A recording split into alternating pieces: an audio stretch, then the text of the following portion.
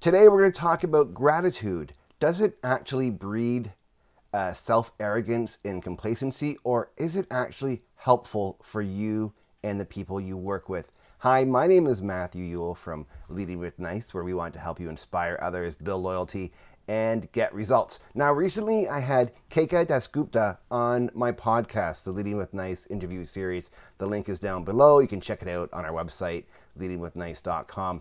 And we talked about gratitude. Now, Keika is a speaker, author, motivational speaker, etc. She does some great work. She talks about this concept of lifing, which is really interesting. I want to encourage you to check that out on her website. And we had a really great discussion about gratitude. And if you followed Leading with Nice at all, or myself, you know that gratitude is something I have done research on in my master's work.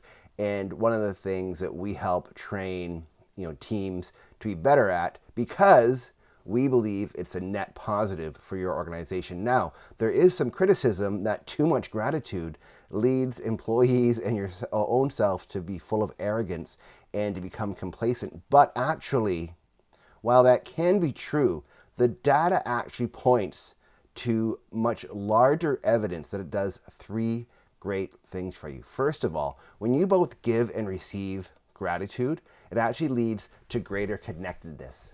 So it actually helps you and the person who's involved in, or the people who are involved in that gratitude, to feel a stronger bond, which does so much for you. As you can imagine, that stronger bond that you get from showing or receiving gratitude will lead you to maybe be more inspired in your work. It leads to higher levels of creativity.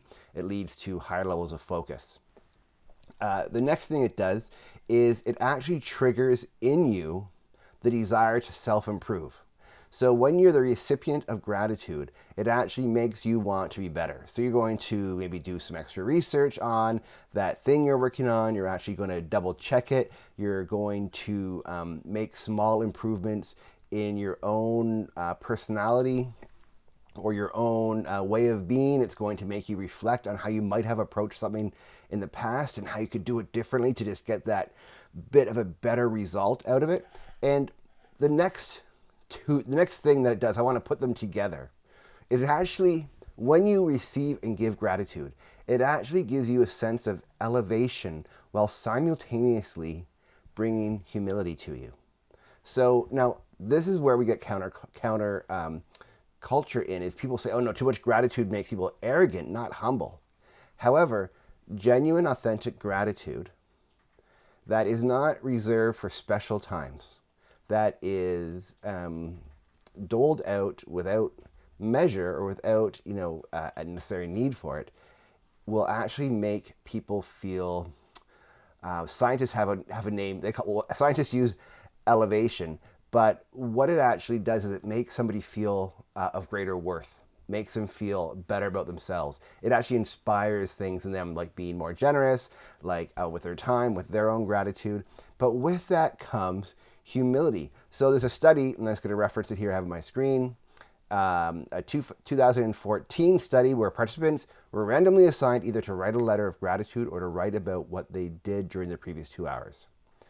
All participants had to imagine someone was angry with them and describe their reaction to that person. Those in the gratitude condition wrote more humble responses. For example, they were more inclined to consider the other person's point of view and were more likely to accept blame.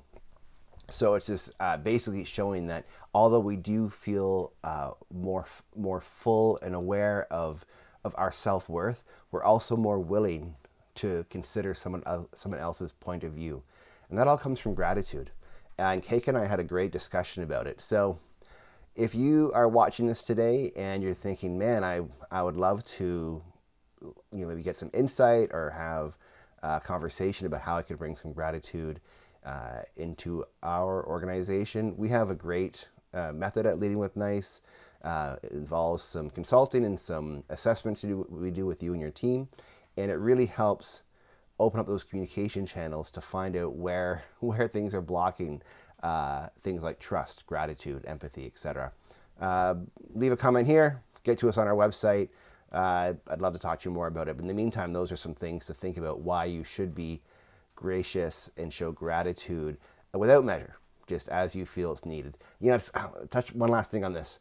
Like, those people that you said, oh, they actually complimented me. It meant so much because they never show gratitude. Yeah, those people aren't getting your best from you, right? Like, it might feel great because they really like reserve their compliments, but that person, they're shooting themselves in the foot, because by withholding their gratitude and expressing it, they're actually inhibiting people they work with from doing their best.